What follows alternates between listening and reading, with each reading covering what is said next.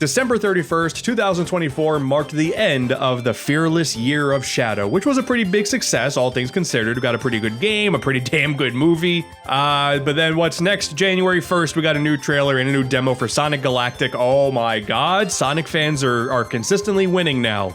Oh, this is crazy. Long-time AntDude fans, I guess, will know that I did a Sonic fan game video years ago, and I believe it was 2021 I first played Sonic Galactic, which showed up at the Sonic Amateur Game Expo, I believe that's where it was. But it was a very short demo, but had really good sprite work and had a lot of potential, and I was very much looking forward to it, and then I kind of forgot about it for a while. It was always like in the back of my mind as something that I was look forward to in the future. But I mean, since then, we got Sonic Triple Trouble 16-bit, we got Sonic and the Fallen Star. The Sonic fan game community is popping off incredibly hard. So when we got a drop of this trailer and demo, I was not only like, oh yeah, cool, I got to play this. And then I'm watching the trailer, I'm like, oh no, this looks like this could be one of the greatest Sonic games ever. And then I played through the entire demo and oh my god, this is so good, you guys. Dude, this main menu is like just a big old homage to one of the earlier Dragon Ball Z games. Like, dude, oh my god, that's so cool.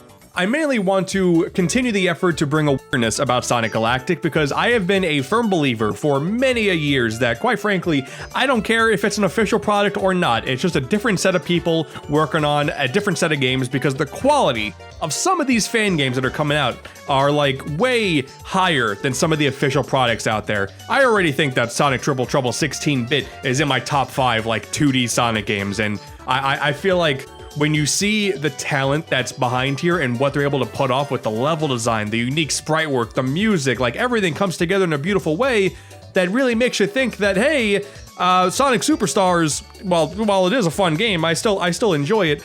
You can tell that classic Sonic certainly has a lot of sauce left, like a lot of potential that the main company doesn't really want to mess with. Like, once again, Superstars, I did enjoy it, but this, even with the short demo that's here, is superseding everything that is possible. Like, just on the basis alone that there is a brand new character named Tunnel the Mole, which is a genius name. I love his character design, and his playstyle almost to me was kind of reminiscent of Sparkster from Rocket Knight Adventures, because his whole thing is he can plow into the ground and then at a few different angles just shoot off at high speeds. And like immediately you're seeing a brand new idea in a Sonic game, and it's like, wow, no, that kind of works. That actually works in a classic Sonic game. I love seeing that there's like, we have classic Sonic, which many people just kind of think that well is dry. And then you look at Sonic, who also has a brand new move in his arsenal, where he can take a spin dash, his drop dash, I guess, and go up walls with it. Okay. Like, that thing alone changes so much because the level design accommodates it and makes me want to do it on a regular basis. And then I went back to play Triple Trouble 16-bit and like, oh man, I kind of wish that move was here. That's how I feel about the drop dash, going back to old games. Like, it's a cool idea. Like, God, man, it game feels so good. Why Fang is just kind of part of the roster now as a friend, I'm not entirely sure. Now, when the demo was first revealed, like, Fang was already there, so Fang didn't have his character arc in Superstars, so that does change things, I guess, in terms of where his character is now. But hey, he's here, and he can use his gun as a double jump. It's cool. I'm just happy with the idea of expanding the classic Sonic roster into playable characters. Like, I'm more than cool with that, and I think Tunnel is a cool character because Tunnel is part of this home that the other Sonic characters are coming to. So, like, story-wise, they make it make sense, and just the dedication to making this like feel like a proper official product. God, I can rave about this all day. Look at these animations, man.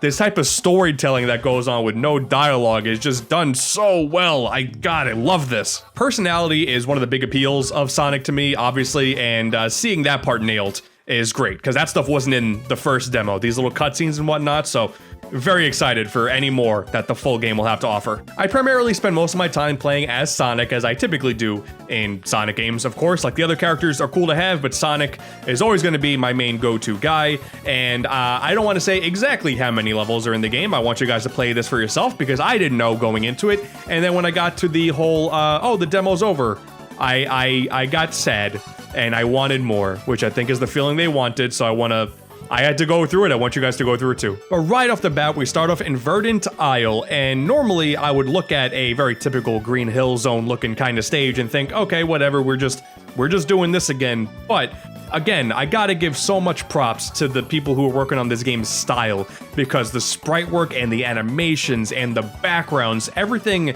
looks so immaculate and so much more detailed than so many other Sonic games out there.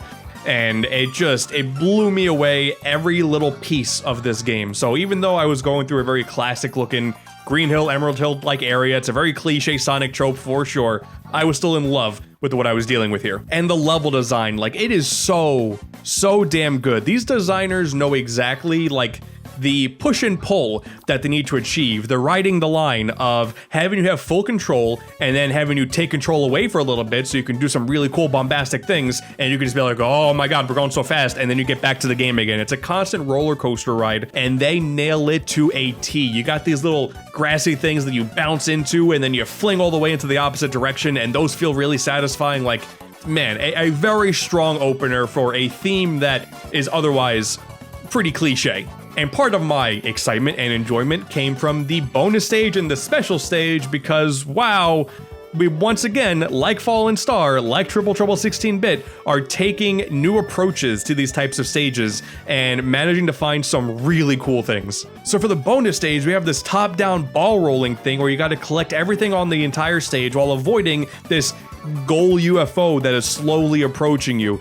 And it's so cool. I'm already a sucker for low poly Sonic, and to see it in like a ball form in like a little puzzle game like fashion, that was really cool. The music is already from the bonus stage of Sonic 3, so I was like, okay, they're still cooking the soundtrack. Maybe it won't be this in the final product. And the whole goal idea, obviously, is like a throwback to the goal orbs from Sonic 1. Cool, I enjoy this, but man, what is the special stage gonna be? Oh my god, look at him. Dude. I love this stuff. I love this so much. So what these special stages are you constantly running forward and basically just doing a bunch of laps. You got to get a whole bunch of rings. You can take down these UFOs that contain some of those rings, and you do some platforming along the way. This is an auto runner from behind the back, and once again, the style, I love, like, the low resolution that they got going on here. Like, this is gorgeous, and the music here is different and, like, very ambient and very catchy. It's so good stuff. And then what I'm excited about is that you're not getting Chaos Emeralds. You're getting Galactic Gems. So, what does that mean at the end of the day if you collect all 7 of them? I don't know, because after I did the one, no other ones would show up. So another bit that made me just salivate wanting to see more. Then we move on to Act 2, and this does another thing that I love when classic Sonic games do, and that level 2 is a follow-up of level 1, but changes up, like, some of the themes in the background. Like, now there's more trees in the back, you're in a big old forest, the music is a slight variation of what we dealt with before. I love that. Like, it's such a minor thing, but it's something I've always loved about classic Sonic games, is when the multiple acts have different music, slightly different aesthetics. I love it, and this is just something else that this game does incredibly well. Look at this little bit where you're out racing Eggman, so he sees where you're going, and he's like, oh, he's Sonic, and then he zooms on past you. Such a minor little detail, but that's something that Sonic games just don't really deal with, is just like stuff happening in the background like that, and it's just, I love that that's there. That's a great touch. Boss battle is cool. It's a very unique idea. I took damage, so he wasn't a total cakewalk. Love to see that. And then we have zone transitions as well. It's another thing that I love about Sonic games, is when they make the world feel complete by giving you like a bit of a story as to why you're going from one zone to the other. Here, explosion, now you're in the water level, cool. Look at him go. And then I say this with no exaggeration, but Coral Garden Zone is already, to me, one of the best water levels in 2D Sonic, period. Because water, typically in Sonic, is always seen as an obstacle, right? Your main goal is to always try and get out of it as much as possible. Like, even though I love stages like Hydro City, of course, like, it typically, more times than not, the water stage is not awesome, but here, it is, because this level design was basically built like it was a standard Sonic stage, but they giving you bubbles all the time. You got these crazy bubbled, like, slingshot things that bounce you off the wall at super fast speeds. You got these little rings of bubbles that you're constantly going into, which is very reminiscent of other Sonic things where you go into a ball and spin around and then jettison off whenever you want to, but all of it being done underwater, like, changes so much, because I'm also sitting here enjoying the sprite work. Like, that really is a huge part of my enjoyment here. but this is the fastest water stage I've ever seen in a Sonic game, and man, I love this. And I sound like a broken record, but this is such a cool level. The storytelling here is crazy too. Like, you find this giant crab, and then he just goes at super fast speeds through this wall, and then throughout the stage randomly, he just comes careening at you like it's a jump scare. He's so fast and unbearable. It's insane, and I love him. He does end up being the boss, of course, but I love him. We also get the leaf shield in here. So we got a brand new shield, and this is kind of more or less just giving Sonic the insta-shield ability from 3, but better context. Like, it was always a kind of strange thing that Sonic could do that in 3, because it's just, oh, I can do that now. I can make an insta-shield. Like, okay, it's a cool ability, but here, you know, a little more context to it by making a brand new shield. Yeah, it's a minor thing, but I like that. It allows Sonic to still have the drop dash, while also now having the insta-shield as a different button. Cool. God, and then you're being chased by the submarine shooting missiles at you in Act 2, and then you got this cool, like, robotic water creature as the boss of the stage, and then once again, look out in the background, dude, like these floating structures all the way in the back with this moving water, like, it's gorgeous. And then Lumino City, just trying to capture the same vibes of Studiopolis from Sonic Mania, and yeah, it accomplishes that.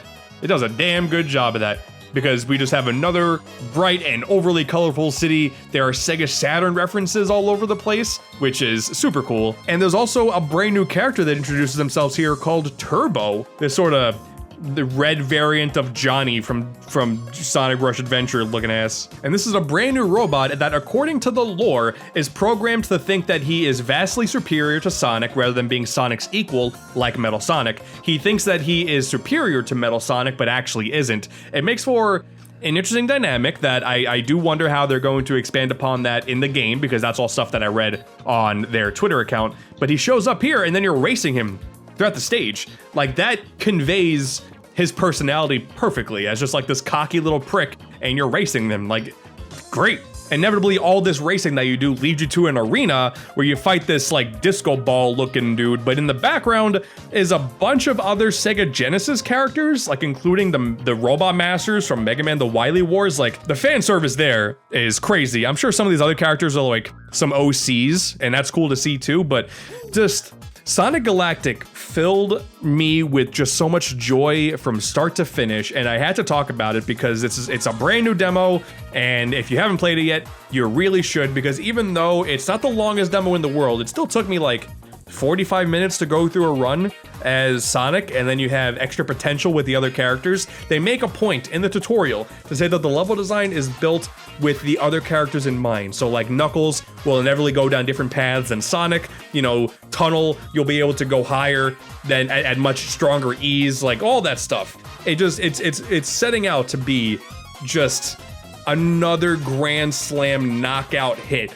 of a Sonic fan game. To go up there with Triple Trouble and Fallen Star, I love when the Sonic community comes together and we see some super cool stuff come out of it. The Sonic community, obviously, like when it comes to opinions, is all over the place. There's a lot of fighting that always goes on, but in terms of like the people who are overly creative and are smart with programming and composing and all that stuff, they make some beautiful products. Like to go ahead and play a 45-minute demo of this game, and in the back of my mind I'm like, okay, yeah, this is already going to be like one of the best 2D Sonic games ever made, is no small accomplishment. So the link to play this game will be down below. Let me know what you think down in the comments as well, and yeah, let's hope this is a good sign that the rest of 2025 is going to be a good year for Sonic. I am saying that now because I can come back in 12 months and say that was a failure.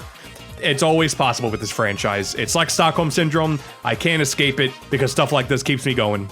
Look at Low Poly Sonic once again. I love him.